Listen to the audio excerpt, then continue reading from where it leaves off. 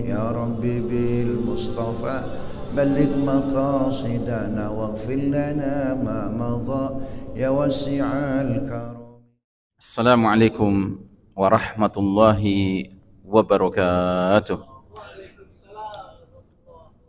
الحمد لله رب العالمين والصلاة والسلام على أشرف الأنبياء والمرسلين سيدنا محمد وعلى آله وأصحابه أجمعين.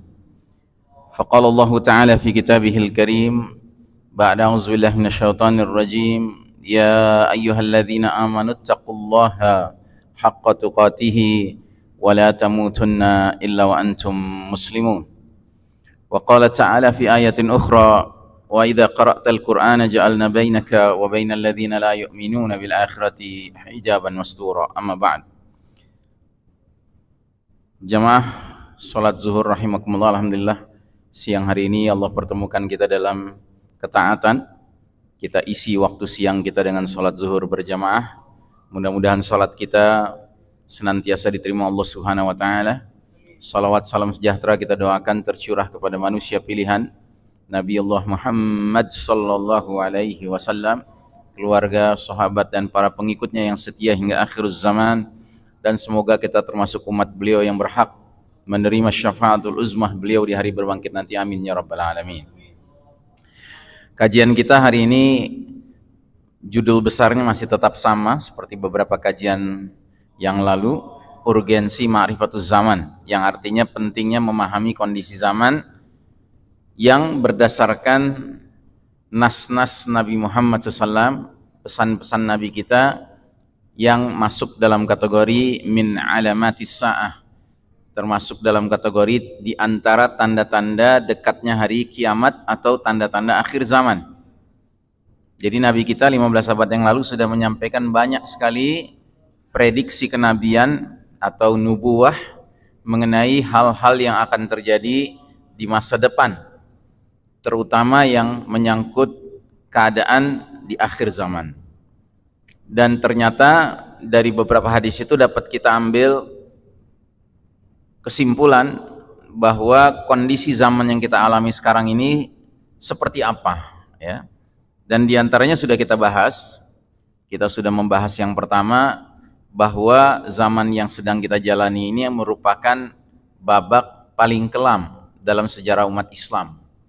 Tidak ada babak lebih kelam dari babak yang sedang kita jalani sekarang ini. Yang kedua, zaman ini adalah era di mana kaum muslimin mengekor kepada kaum Yahudi dan Nasrani yang tidak lain merupakan the Western civilization, peradaban barat. Allah takdirkan mereka yang sekarang ini punya wewenang memimpin umat manusia. Dan kalau Allah melakukan hal itu, tentunya pertama itu adalah kehendak yang tidak bisa dihindari. Dan kedua tentunya ada hikmahnya. Mengapa Allah takdirkan zaman ini zaman di mana kaum kafir Yahudi Nasrani memimpin, itu sepenuhnya hak Allah dan ada hikmahnya yang pasti harus kita yakini.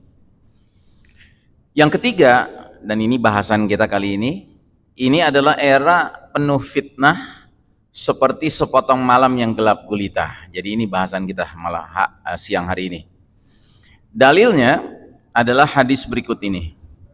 Nabi menyampaikan 15 abad yang lalu, badiru bil a'mali fitanan ka qita'il lailil muslim. Artinya, segeralah kalian beramal sebelum datangnya fitanan. Fitanan itu bentuk jamak dari kata fitnah. Kalau fitnah itu ujian jumlahnya satu, kalau fitanan itu ujian jumlahnya banyak. Dan sedemikian banyaknya fitnah itu sehingga Nabi mengumpamakan dunia ini menjadi seperti malam yang gelap gulita. Jadi Nabi Muhammad SAW menubuahkan, memprediksikan akan tiba suatu masa di mana sedemikian banyaknya fitnah melanda dunia sehingga menyebabkan kondisi kehidupan menjadi seperti malam yang gelap gulita. Sudah barang tentu yang kita maksud dengan gelap di sini bukan gelap harfiah, ya. Kita masih merasakan pagi hari, siang hari, sore hari di mana matahari bersinar, ya, masih ada cahaya. Cuma gelap di sini dalam arti kiasan. Artinya kita ditakdirkan Allah hidup di zaman yang begitu banyak fitnahnya, sehingga dark values, nilai-nilai yang gelap itu mendominasi dunia ini. Ya. Jadi kalau kita jujur, kita akan lihat di sekeliling kita yang lebih ramai itu apa? Nilai terang ketaatan atau nilai gelap kemaksiatan? Ya, silahkan jawab sendiri. Ya. Dan kalau kita jujur, sekali lagi kita pasti akan mengatakan yang lebih ramai sekarang kemaksiatan daripada ketaatan. Atau contoh lain lagi, mana yang lebih semarak sekarang di sekitar diri kita ini? Ma'ruf apa mungkar? Ya. Apakah lebih ramai orang-orang yang termasuk shadiqin, orang-orang yang jujur dalam berbicara, ataukah kadzibin yang banyak sekarang ini? Apakah yang lebih mendominasi kehidupan kita adalah nilai-nilai keadilan atau sebaliknya nilai-nilai kezaliman? Ya, ya silahkan kita jawab sendiri. Kalau kita jujur pasti kita akan menyimpulkan yang lebih dominan sekarang ini bukan nilai keadilan, tetapi nilai kezaliman. Ya, begitu nyata di sekitar diri kita. Ya, sampai-sampai dalam ruang lingkup urusan yang kategorinya tidak terlalu serius gitu ya. Sekarang ini banyak sekali kedustaan. Ya. Contohnya misalnya saya semalam ngobrol sama anak saya bilang, wah Maroko kalah, saya bilang. Prancis menang. Ya jelas dong Beh. Mana mau mereka yang nanti muncul di final itu harus Argentina lawan Maroko, nggak pantas bener katanya. Jadi artinya apa? Artinya di bidang olahraga sekalipun, ya, udah bukan rahasia lagi Pak, ada istilah fixed match. Ya, pertandingan itu udah diatur, siapa yang mesti menang dan berapa ininya golnya tuh berapa, itu sudah diatur semua. Ya, kita nggak ngerti aja, kita nggak ngerti karena kita tidak punya pretensi suka berbohong, kita nggak punya pretensi suka menipu orang. Tapi dalam dunia begituan Pak, itu terkait erat dengan pemasukan buat bandar judinya Pak. Iya, terkait erat. Ya, buat bandar judi nggak seru lagi kalau sudah Argentina lawan Maroko. Ya semua orang akan naruh taruhannya kepada Argentina, udah pasti itu. Nah, jadi supaya agak senang lah gitu umat Islam sekarang dihibur-hibur sedikit, ya kan? Sampai ke semifinal boleh, tapi sampai ke final nanti dulu. Gitu. Ya ini dunia kita hari ini, dunia yang sangat syarat dengan zulumat, nilai-nilai kegelapan. Ya, kalau dalam bahasa di zaman Nabi dahulu, ya, Jazirah Arab diselimuti oleh zulumatil jahiliyah, kegelapan nilai-nilai jahiliyah. Makanya datangnya Islam, dia membawa cahaya, nurul Islam, nurul Quran, itulah yang bisa mengalahkan zulumatil jahiliyah. Tapi selagi umat manusia tidak sepakat untuk kembali kepada an-nur, cahaya yang semestinya, ya kegelapan ini akan bertahan, bahkan akan semakin kelam. Ya. Sebelumnya kita telah melihat betapa pentingnya seorang muslim memahami kondisi zaman yang sedang dijalaninya. Dan saat ini kita sedang berada di babak paling gelap sepanjang sejarah umat Islam. Inilah masa di mana badai fitnah menyelimuti kehidupan umat manusia. We are living in the darkest chapter of the Islamic history. Dan ujiannya yang paling berat ini adalah kita umat Islam oleh Allah ditakdirkan sedang kalah. Sebaliknya kaum kafir Yahudi ditakdirkan Allah memimpin dunia. Dan ini sekali lagi saya tekankan, sepenuhnya adalah hak Allah Ta'ala.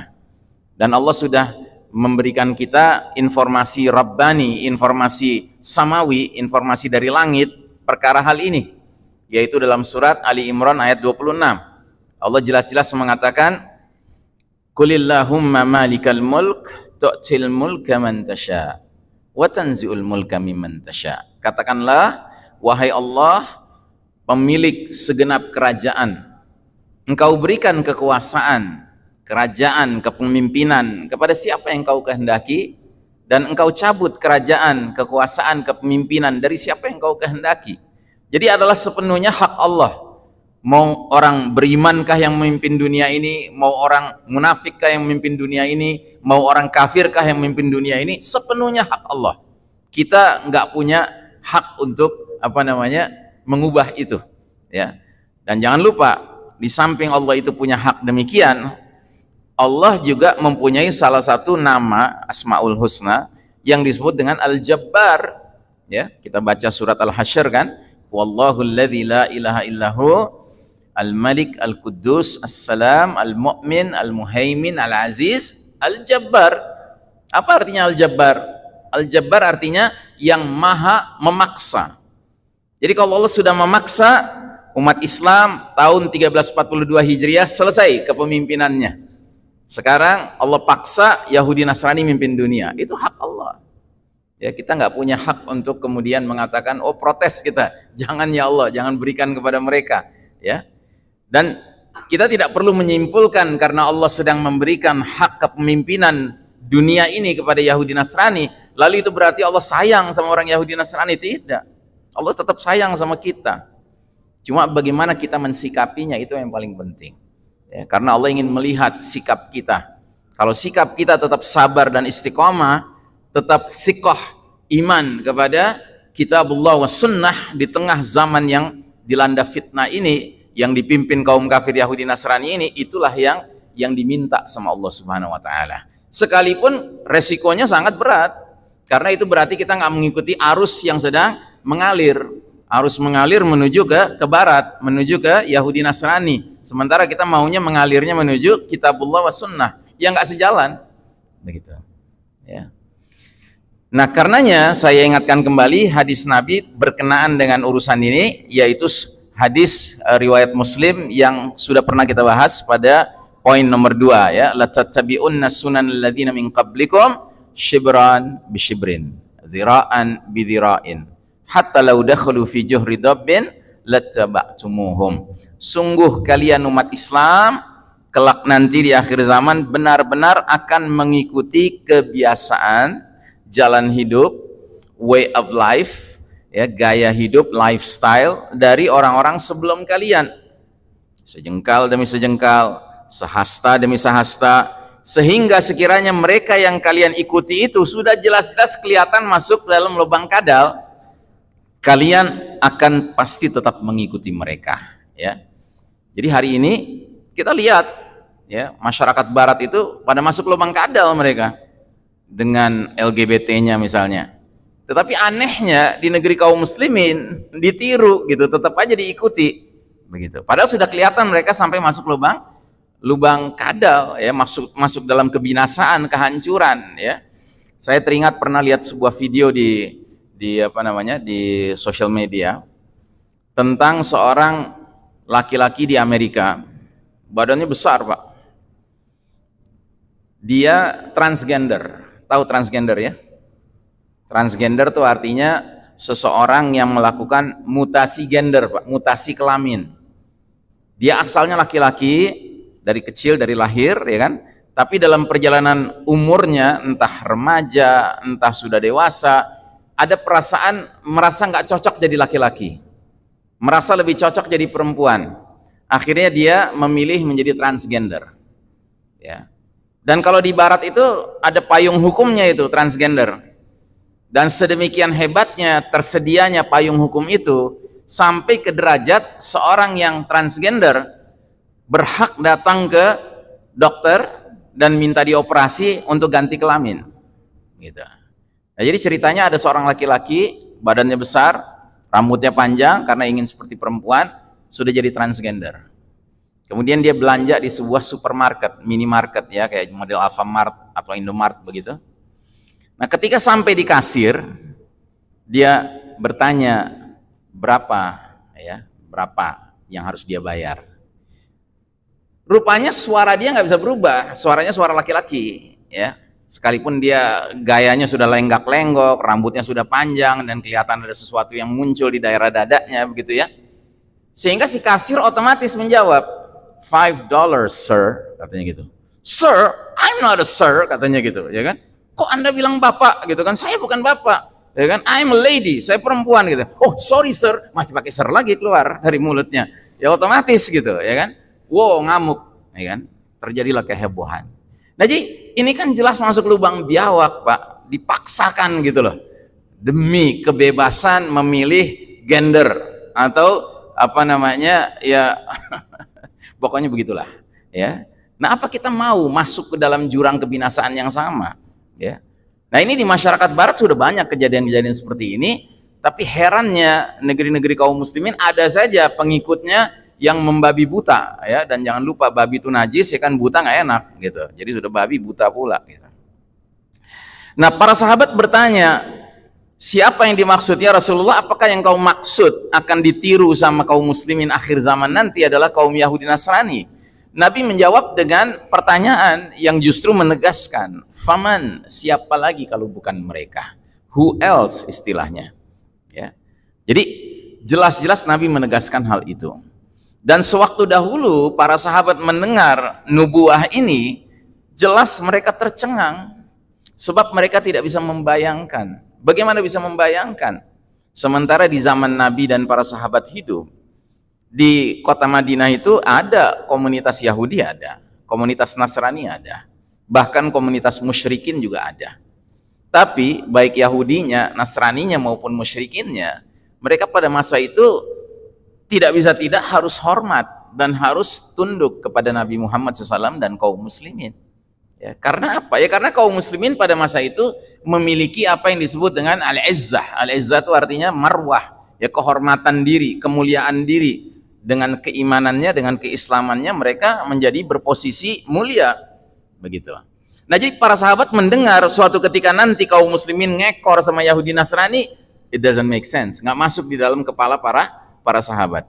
Tapi hari ini kita kalau mau jujur melihat situasi kondisi dunia ini, mencari muslim yang ke barat-baratan, ke Yahudi-Yahudian, ke Nasrani-Nasranian bukan perkara rumit, bukan perkara sulit, gampang sekali.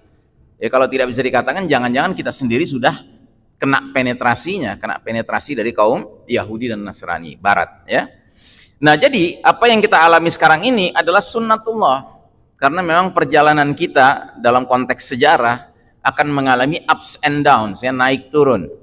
Ya, kita sudah mengalami kondisi naik selama masa yang sangat panjang, yaitu selama 1342 tahun Hijriah. Sejarah mencatat umat Islam itu memimpin umat manusia. Sekalipun dari fase demi fase kualitas kepemimpinnya semakin merosot, tapi secara umum masih memimpin umat manusia, ya. Dan ketika kita memimpin umat Islam berjaya selama 1342 tahun itu, sistem yang kita perkenalkan kepada umat manusia, sistem hidupnya berfondasikan iman tauhid. Nah, tapi pada tahun 1342 Hijriah, atas kehendak Allah, atas sifat Allah Al-Jabbar, Allah kemudian menyatakan enough is enough, cukup, sudah umat Islam memimpin. Sekarang aku ingin menguji kalian, kalau aku serahkan kepemimpinan kepada pihak lain, apakah kalian taat sama mereka atau taat pada aku? Begitu. Ya karena kita dalam sholat kan minta sama Allah, ihdinas siratal mustaqim, tunjuki kami jalan yang lurus. Jalan yang mana itu? Siratal ladzina an'amta alaihim, jalannya orang-orang yang dapat nikmat karena menempuhnya. Siapa mereka? Para nabi, para siddiqin, para syuhada, para salihin. Dan kita tegaskan, ghairil maghdubi alaihim, jangan ya Allah masukkan kami ke dalam golongan yang kau murkai, waladdallin, dan jangan kau masukkan kami ke dalam golongan yang kau sesatkan. Sahabat bertanya, ya Rasulullah, siapa ini yang dimurkai Allah dalam surat Al-Fatihah? Siapa yang disesatkan Allah dalam surat Al-Fatihah? Kata Nabi, al-maghdubi alaihim humul yahud, yang dimurkai Allah kaum Yahudi. Ad-dallin humun nasara, yang tersesat kaum Nasrani. Bayangkan, dalam sholat kita minta jangan sampai kita dimurkai Allah, jangan sampai kita tersesatkan, jangan sampai kita kayak Yahudi, jangan sampai kita kayak Nasrani. Tapi justru Allah sedang izinkan Yahudi Nasrani mimpin dunia. Gitu. Jadi ini berat sekali ujiannya buat kita hari ini. Gitu. Tapi intinya kita harus pilih. Kalau kita memilih siratal mustaqim, siratal ladzina an'amta alaihim, kita harus menyatakan bara, berlepas diri dari Yahudi dan Nasrani. Nah, jadi semenjak tahun 1342 Hijriah, yaitu 102 tahun yang lalu, umat Islam kalah posisinya. Kaum kafir Yahudi Nasrani yang posisinya berjaya.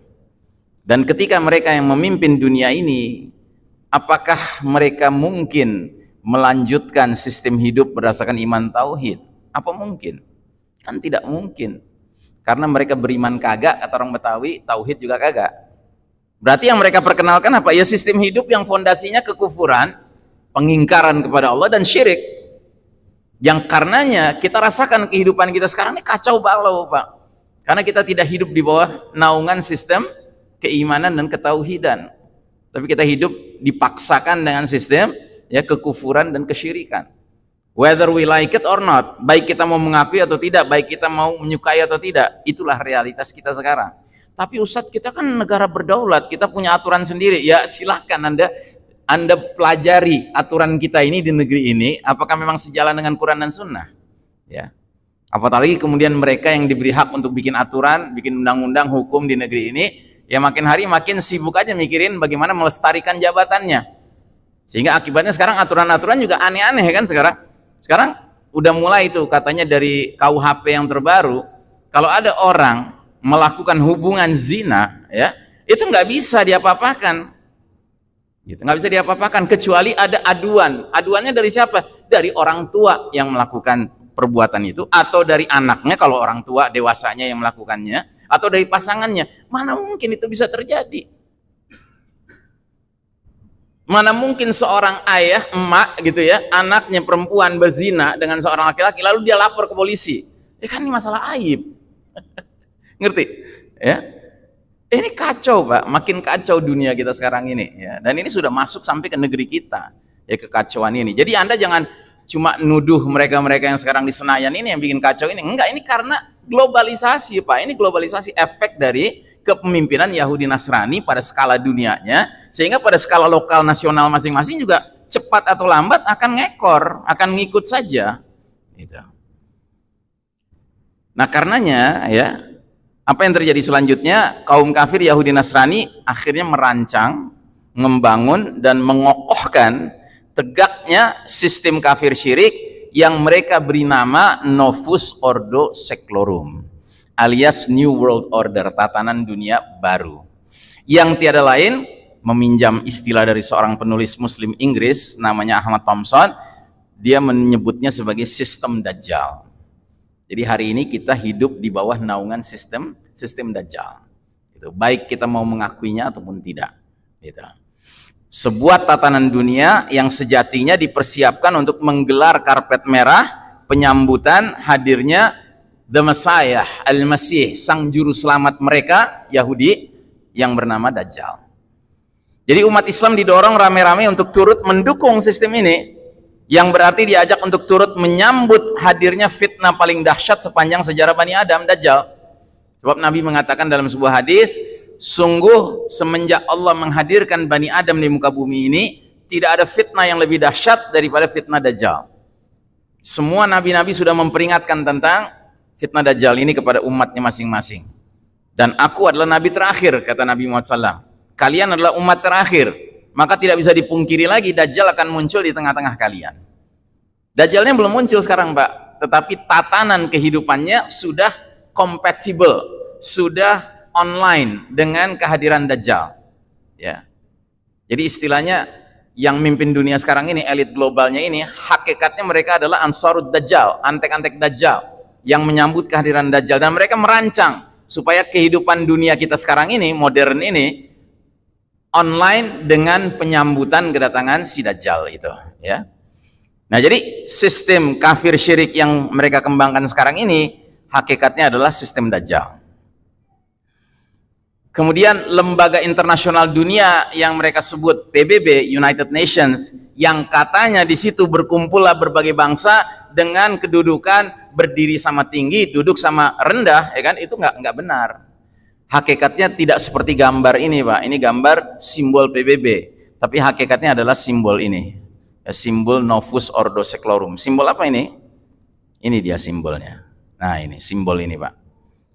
The Great Seal. Ya, The Great Seal itu artinya materai atau stempel yang agung, stempel yang mulia, stempel yang sakral. Gambarnya adalah sebuah piramida yang terpotong bagian atasnya, dan ada sebuah segitiga di atas piramida itu yang ukurannya cocok untuk menjadi pucuk piramida itu, tapi sengaja belum menempel Karena mereka ingin menyatakan it has not landed yet. Dia belum mendarat. Dia akan datang, tapi dia belum mendarat. Dan segitiga itu di tengah-tengahnya, di dalamnya ada mata tunggalnya, Pak. Al-a'war kalau istilah bahasa Arabnya, mata sebelah, ya. Dan bagi kita umat Islam, mata sebelah ini simbol apa? Simbol Dajjal, ya. Dan mereka sengaja bikin garis-garis di seputar segitiga itu untuk mengisyaratkan seolah-olah the eye, mata ini merupakan the source of light, sumber cahaya, sumber petunjuk, sumber bimbingan, Pak. The source of guidance, ya.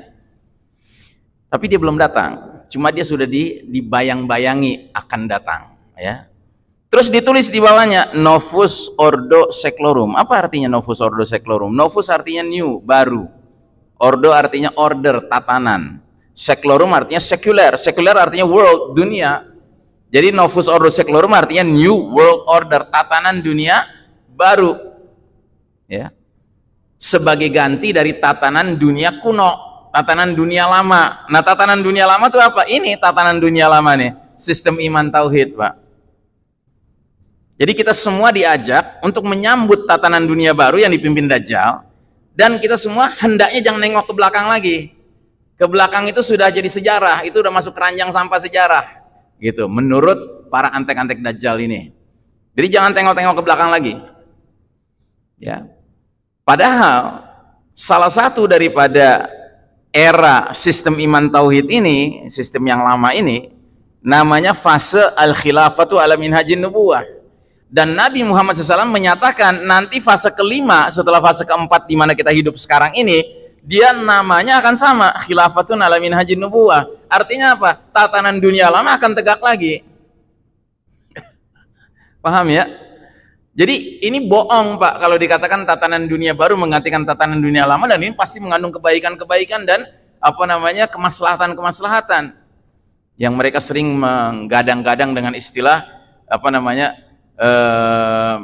sustainability development, ya kan, perkembangan yang sustainable, yang terpelihara, terjaga. Oh, yes, keren gitu. Padahal dusta semua, Pak. Karena apa? Karena intinya adalah menyambut sang pendusta Dajjal gitu. Nah, jadi saudaraku rahimakumullah, kita lanjutkan. Di atasnya ada tulisan bahasa Latin lagi, Annuit Quiptis. Apa artinya Annuit Quiptis? Annuit Quiptis artinya he has favored our undertakings. Dia, si mata sebelah ini, telah merestui berbagai pengambil alihan kami, gitu, atau upaya-upaya kami. Jadi diambil alih, Pak, dipretelin satu demi satu subsistem kehidupan ini untuk meninggalkan tatanan dunia lama dulu itu, sistem iman tauhid, ya, sehingga semuanya dipastikan subsistemnya itu berfondasikan kekufuran dan kesyirikan, kerusakan, ya. Nah, di dalam bukunya Dajjal the Antichrist yang diterjemahkan ke bahasa Indonesia dengan judul Sistem Dajjal versi bahasa Indonesianya, Ahmad Thompson, penulis Muslim berkebangsaan Inggris, punya pendapat bahwa Dajjal bisa dilihat dari 3 dimensi, 3 sisi. Satu, sisi oknumnya, individual Dajjalnya. Yang ini dijelaskan oleh Nabi dalam berbagai hadis tentang Dajjal, sosok Dajjalnya. Dan ini belum muncul sekarang. Yang kedua, peradabannya, peradaban Dajjalnya atau sistem Dajjalnya. A worldwide social and cultural phenomenon, gejala sosial kultural yang mendunia. Ini yang kelihatan, yang kita bisa lihat sekarang di bidang ideologi, politik, ekonomi, sosial, budaya, pendidikan, pertahanan, keamanan, ya, militer, pertanian, peternakan, medis, farmasi, ya kan, semua ini bidang-bidang ini adalah peradabannya. Sementara yang ketiga ada kekuatan gaibnya, the unseen force, kekuatan yang tidak tampak, ya. Nah, ini buku aslinya seperti ini, Pak. Bagi Anda yang bisa bahasa Inggris dan doyan baca buku bahasa Inggris, silakan pesan ini.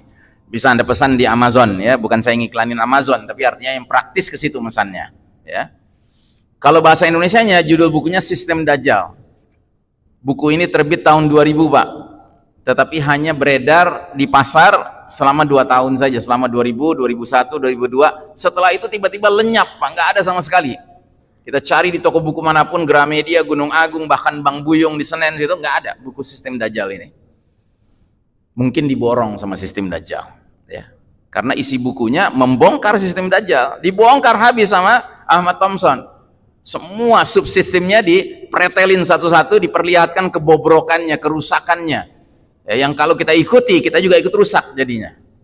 Nah, akhirnya tahun 2013 terbit lagi terjemahan bahasa Indonesia oleh penerbit Zahira, ya, dengan judul yang sama, Sistem Dajjal, tapi covernya sudah berubah. Ya, tapi isinya sama, alhamdulillah.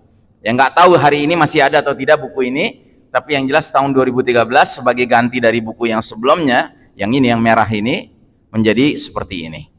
Nah, jadi kata beliau, kata Ahmad Thompson, individu Dajjalnya belum muncul. Dan ini yang disebutkan Nabi dalam berbagai hadis-hadis beliau, termasuk Tamim Ad-Dari yang sempat ketemu dengan sosok laki-laki yang terikat di sebuah pulau di dalam sebuah biara, ya, yang mengaku anak al-Masih, akulah al-Masihud Dajjal, ya. Kemudian sisi sistem Dajjalnya, peradabannya, ideologi, politik, ekonomi, sosial, budaya, hukum, militer, dan lain sebagainya, ya. Ini yang sekarang kita hadapi dalam kehidupan real kita, kehidupan nyata kita. Nah, tapi yang di belakang layarnya, yang menjadi Ansarud Dajjalnya, antek-antek Dajjal itu siapa? The unseen force, kekuatan yang tidak tampak, kekuatan gaib, kekuatan sihir.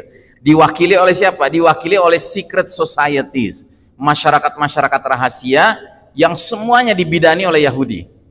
Baik itu lobby Yahudinya, baik itu gerakan Freemasonry-nya, baik itu gerakan Illuminati-nya, Kabbalah, Knight Templar, ya kan, atau ada juga Skull and Bones, ya kan, itu diantaranya mantan presiden Amerika itu jelas anggota Skull and Bones, ya, George Bush maupun yang junior maupun yang senior, ya sama saja, setali tiga uang, ya.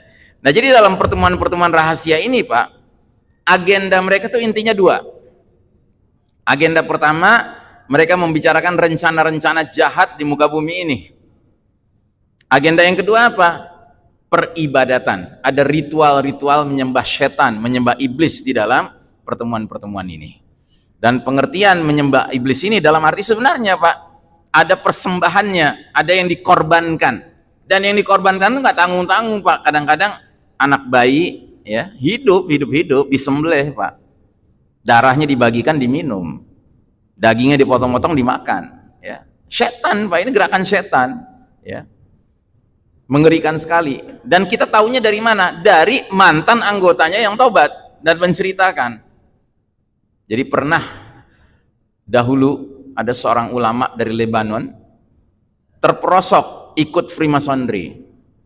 Dan awal mula dia bisa terjerat ke dalam Freemasonry karena apa? Karena dia ikut underbow-nya. Underbow-nya itu artinya organisasi di bawah Freemasonry yang lebih ke permukaan lagi, yang kelihatan di tengah-tengah masyarakat, seperti Rotary Club, seperti Lions Club, ya, organisasi yang kesannya sangat membantu masyarakat yang kesulitan, gitu. Nah, ulama, Pak, namanya ulama kan senang memberikan bakti sosial, kan, ikut menjadi relawan, gitu, suka dia. Nah, rupanya dia dinilai sebagai seorang anggota Rotary Club atau Lions Club, saya nggak tahu mana yang dia ikuti, yang ternyata loyal. Nah, akhirnya dia diseleksi dan bahkan diajak ke dalam gerakan Freemasonry yang tersembunyi, yang rahasia. Dia ikut terus. Ternyata yang namanya gerakan Freemasonry itu berlapis-lapis, Pak, bertingkat-tingkat. Jumlah tingkatnya maksimal 33. Dan orang tidak mungkin sampai ke level tertinggi 33 kecuali kalau dia berdarah Bani Israel, berdarah Yahudi. Kalau nggak berdarah Yahudi paling mentok level 32. Nah, jadi dia cerita ini, ketika dia masuk ke dalam organisasi ini, di level paling pertama dia dilantik. Dilantik, ada acara pelantikannya, dan dia disumpah di depan Al-Quran karena dia Muslim. Kalau yang Kristen di depan Bible, ya, dan seterusnya. Nah, dia ikutilah organisasi itu. Dia masih di level pertama. Ternyata dengan berjalannya waktu dia dinilai loyal, diangkat lagi dia ke level yang kedua. Nah, setiap naik level ada pelantikannya lagi. Dia dilantik lagi.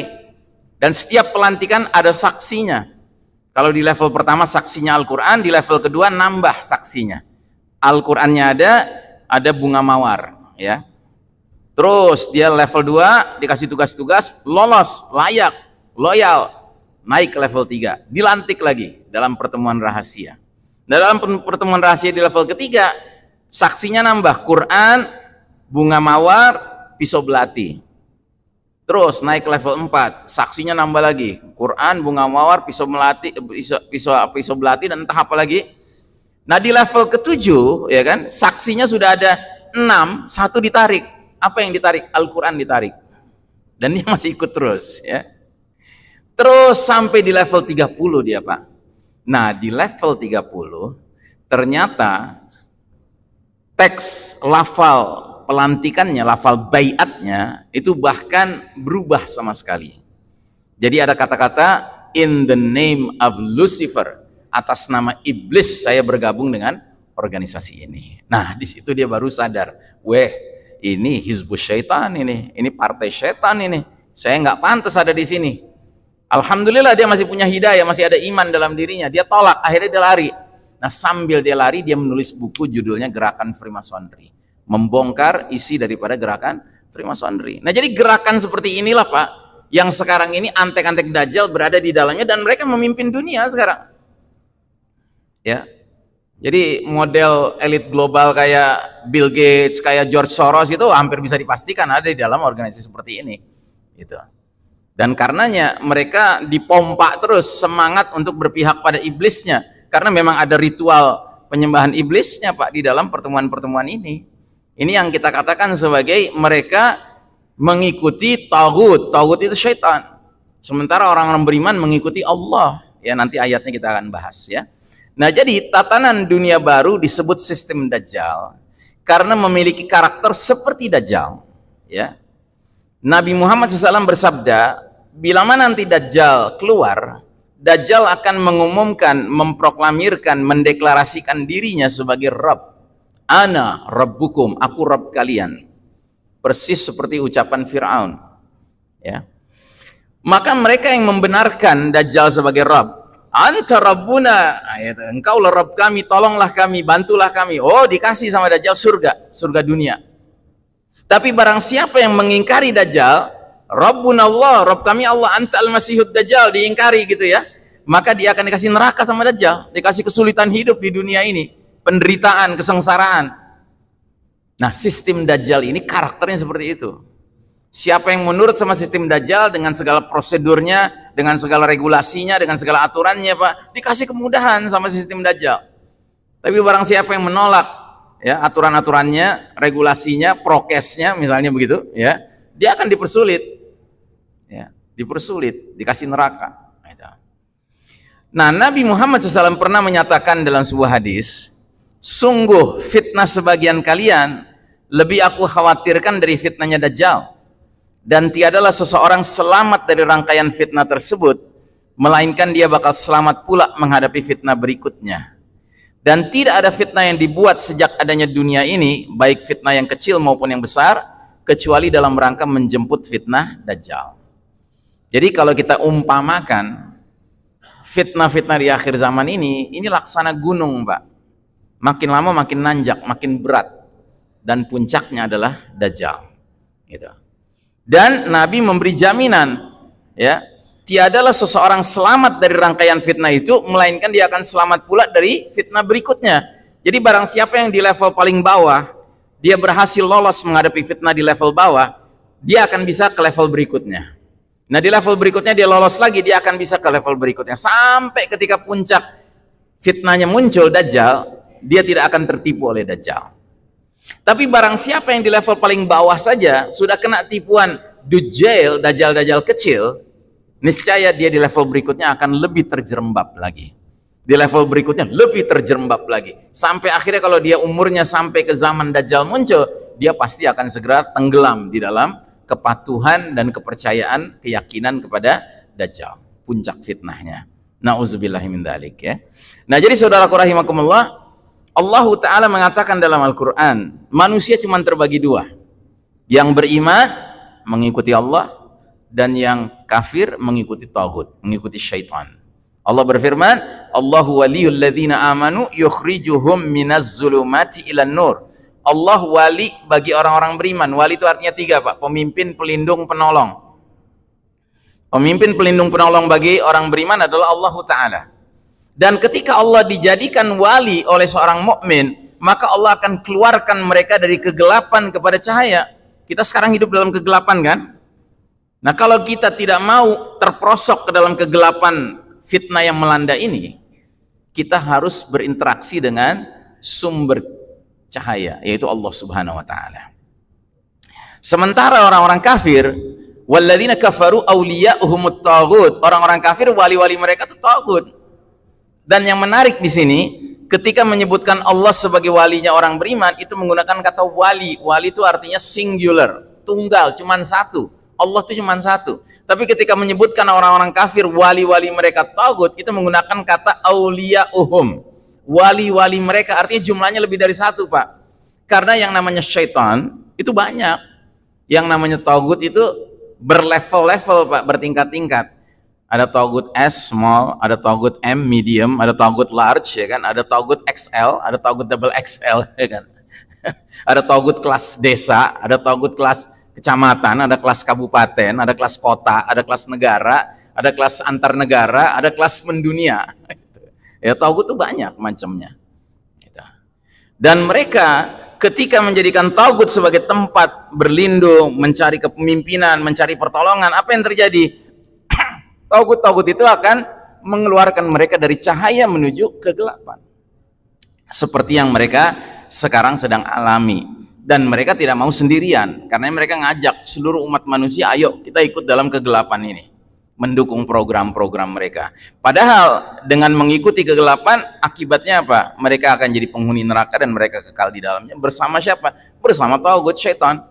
Karena syaitan ujung akhirnya mengajak hamba-hamba Allah untuk menjadi ashabus sa'ir, menjadi penghuni neraka yang menyala-nyala. Nah, maka kuncinya adalah mari kita jadikan Al-Quran sebagai teman utama kita agar kita keluar dari kegelapan ini. Alif Lam Ra, kitabun anzalnahu ilaika litukhrijan nasi minaz zulumati ilan nur.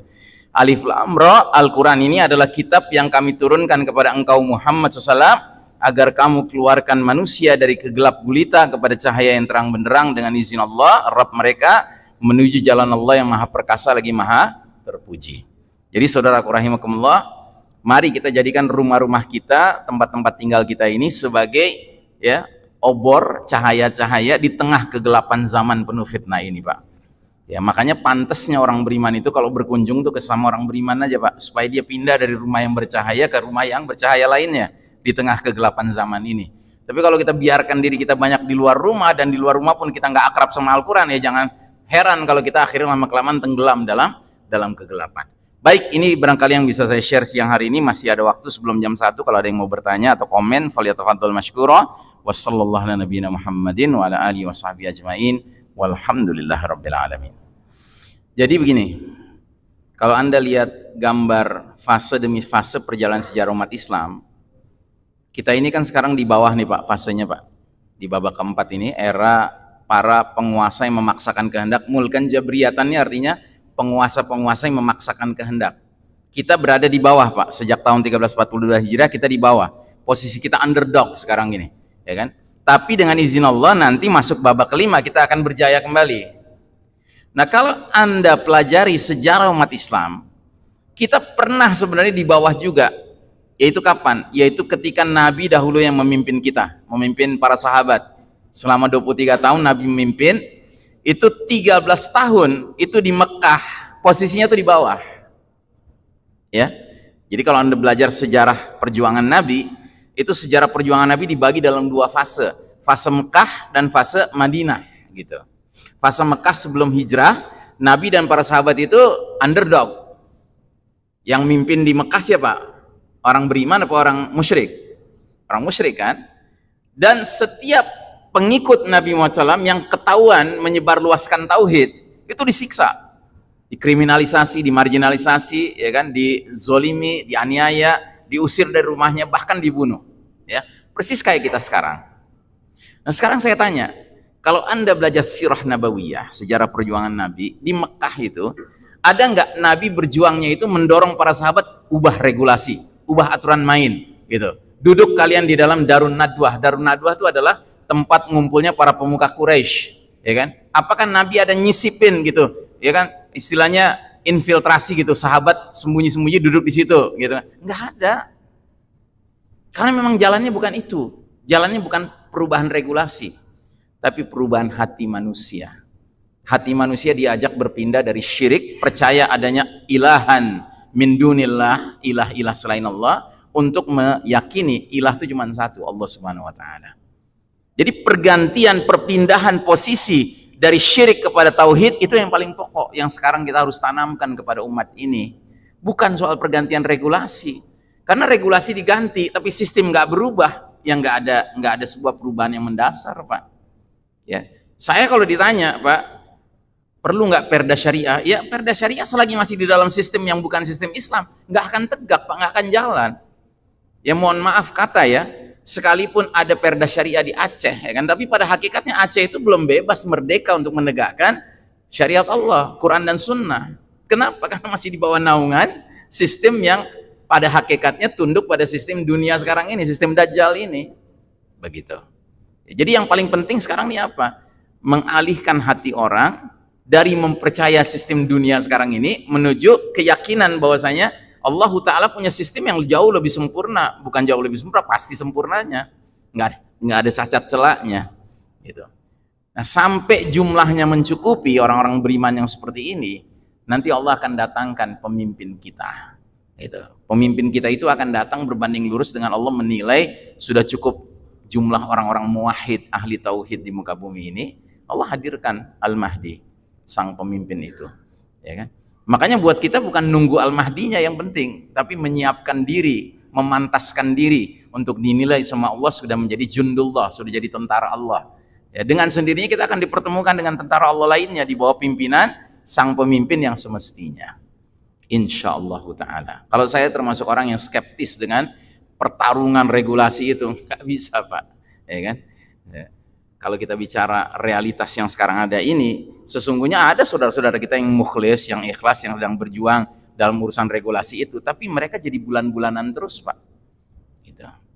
Nah, sekarang saya kasih gambaran yang paling ekstrim. Misalnya di sebuah gedung parlemen, ya, jumlah anggotanya 500 orang, 499 itu orang beriman. Dan berimannya bukan beriman yang nggak ngerti Islam, ngerti Islam semua. Dan bercita-cita ingin syariat Islam berlaku. Tapi ada satu orang yang ke-500, itu orang kafir. Nah maka, untuk bisa berlaku syariat di negeri tersebut, 499 orang ini sepakat bikin rancangan undang-undang penerapan syariat Islam. Gitu. Nah kira-kira yang si kafir ini akan setuju nggak? Nggak akan setuju. Dengan dia tidak setuju, akhirnya harus apa? Harus voting kan? Harus voting kan?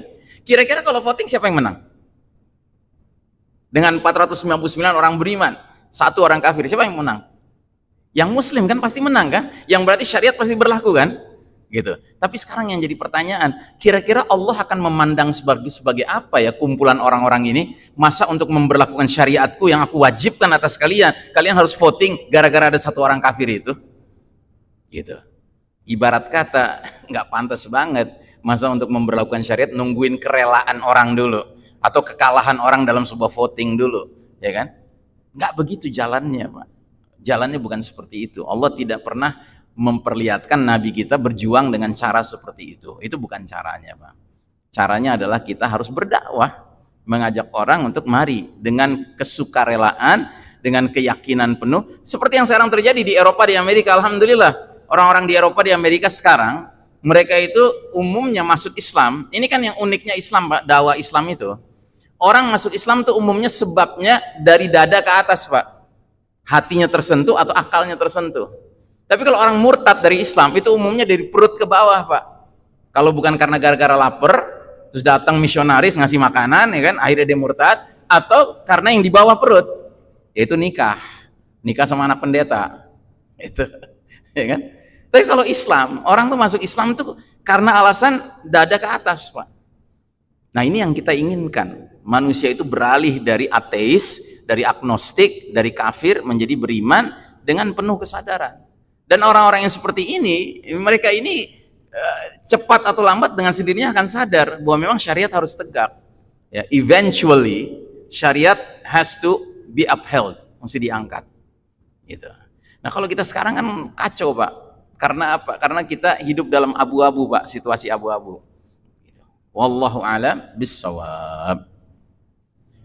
Ya, pertanyaan pertama saya komentari dulu ya. Saya dari dulu nggak pernah bisa mengatakan iya setuju kalau dikatakan bahwa Samiri itu dajjal atau Yudas Iskariot itu dajjal. Itu pendapat yang memang berkembang.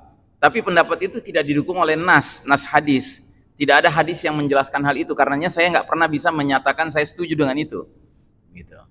Saya tahunya pokoknya dajjal adalah sosok yang pernah dijumpai seorang yang asalnya bukan Muslim, tapi akhirnya masuk Islam, yaitu Tamim ad-Dari, seorang pelaut Nasrani dari Palestina yang membawa awak kapalnya 30 orang, semuanya Nasrani, sampai di sebuah pulau terpencil entah di mana. Ini juga tadi disebut di Yaman gitu kan, saya nggak tahu pastinya itu.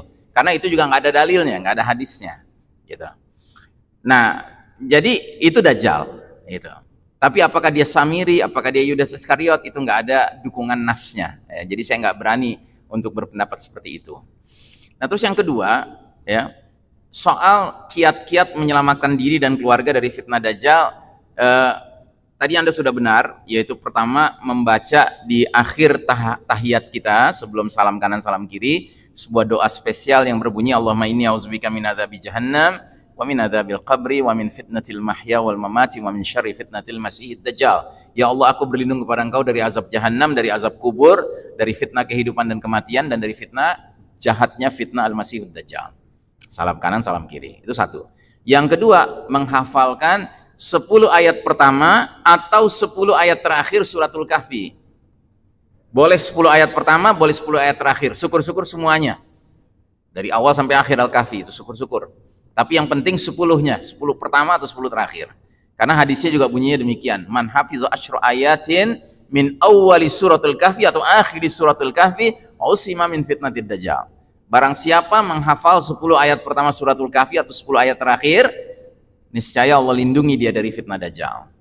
Nah, yang ketiga, untuk menyelamatkan dari fitnah dajjal adalah menjauh dari dajjal ketika mendengar kabar kalau dajjal mendekati negeri kita, kampung kita. Man sami'a bid dajjal falyan'a anhu, kata Nabi. Barang siapa dengar dajjal mendekat ke negerinya, ke tempat tinggalnya, menjauh dari dajjal. Jangan sekali-kali punya perasaan penasaran pengen ketemu dajjal. Ya, seperti penasarannya banyak orang sekarang pengen ketemu selebritis, pengen ketemu presiden Amerika gitu ya kan, bangga bener kalau bisa selfie gitu ya kan. Jangan kan presiden ya kan, calon presiden aja orang rame-rame pengen selfie bareng gitu ya kan. Nah, ini dajjal ini kita nggak boleh punya perasaan penasaran pengen ketemu. Sebab kata Nabi, ada seorang yang asalnya beriman, begitu dajjal muncul dia datangi dajjal. Begitu dia datangi dajjal, dia malah jadi pengikut dajjal karena hebatnya tipu daya dajjal, sihirnya dajjal. Nah, itu kiat ketiga. Nah, kiat keempat, tinggal di Mekah atau Madinah. Sebab kata Nabi, semua muka bumi ini akan dimasuki, diintervensi, diacak-acak sama dajjal illa Makkah wa Thayyibah, kecuali Mekah dan Madinah. Ya, dua negeri ini dijaga para malaikat yang siap menghunuskan pedang mereka menebas leher dajjal kalau mendekat, ya. Tapi tentunya tinggal di Mekah Madinah itu bukan kunci paling fundamental. Kunci yang paling fundamental adalah memiliki iman yang lurus, iman yang murni, iman yang benar, bukan iman yang tercampuri kefasikan, apalagi kemunafikan. Begitu.